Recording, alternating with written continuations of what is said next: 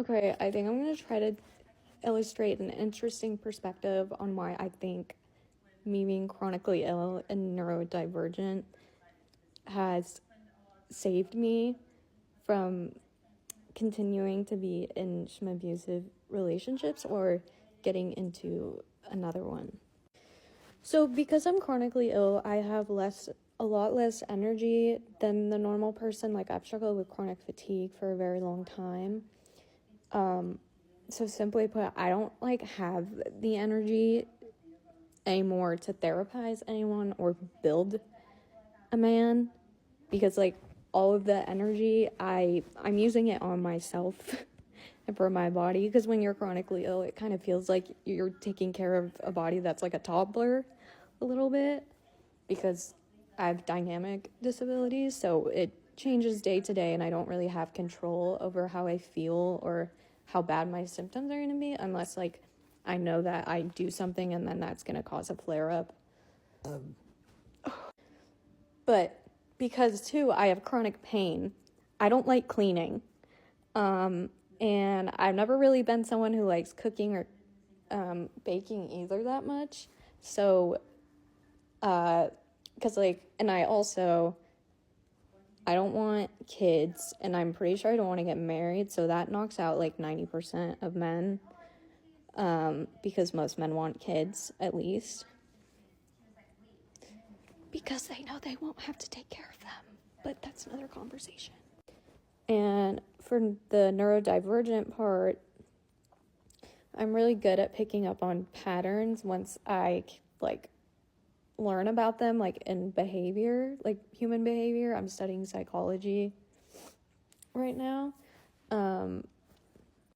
But for my neurodivergence, it's given me the gift, you could say, of noticing human behavior patterns pretty well.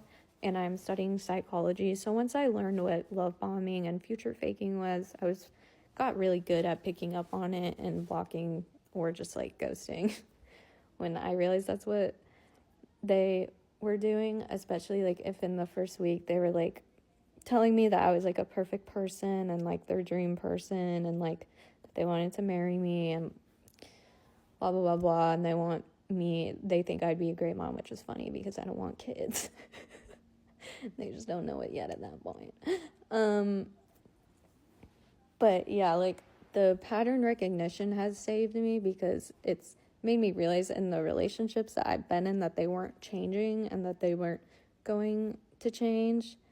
And it's no one's job to fix you, or it's not your job to fix someone else either. Only people can heal themselves.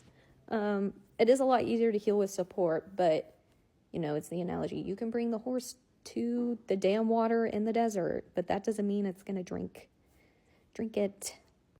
But also, I'm just quite intuitive and tapped in, so I tend to know how things are going to end, or if they're going to end, or how they're going to end before they do, unfortunately.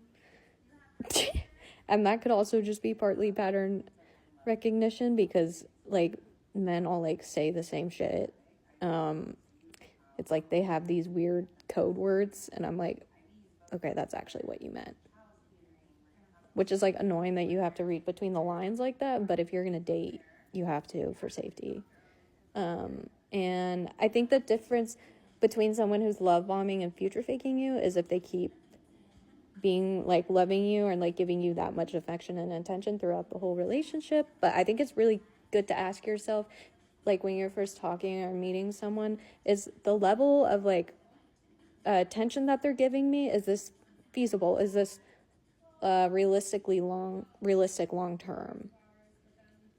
Because a lot of the times it'll the attention and the affection starts to appear, and then it's a graph that goes like this, when it should start like this, and then even go up.